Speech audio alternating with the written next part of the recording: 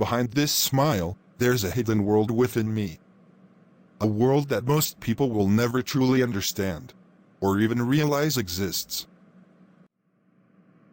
In a world that thrives on connection and social interaction, I find myself swimming against the current. It's not because I want to deceive or manipulate other people.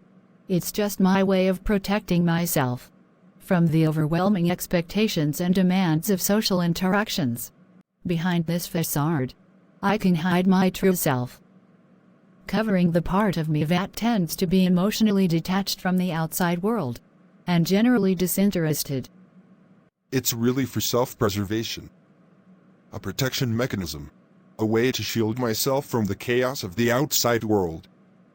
It's difficult to connect with my own emotions, so I've learned to mimic the behaviors and emotions I observe in others, to blend in and appear normal. I carefully craft my interactions, choosing when and how to engage with others. It's a survival strategy.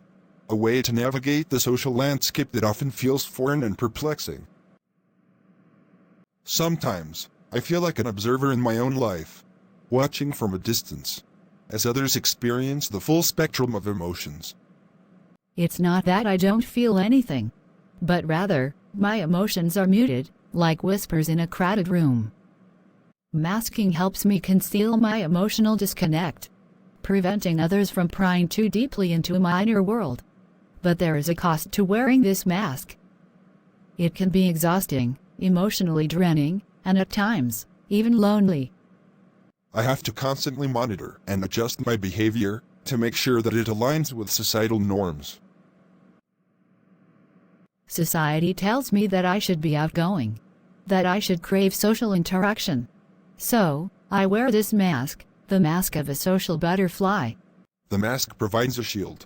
A safety net that shields me from the potential pain of rejection.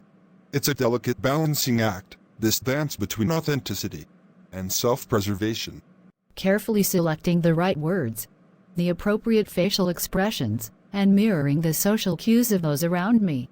Shielding myself from the discomfort of superficial social interactions, the chit-chat and small talk. Deep down, I long for genuine connections, for people who can see beyond the mask and accept me for who I am, quirks and all. My mind operates on a different frequency, where solitude and introspection are my companions. I find solace alone, in my own thoughts, where the noise of the external world is silenced. My inner life is a tapestry of complex thoughts and fantasies that, generally speaking, often defies the norms of society. It's not that I'm completely uncaring. I simply find it easier to process the complexities of life on my own terms. I'm interested in someone who can engage in profound conversations and introspective journeys. I crave authenticity, depth, and meaningful connections. But the mask I wear makes it difficult to forge those genuine bonds. Sometimes, I wonder if anyone will ever truly know me.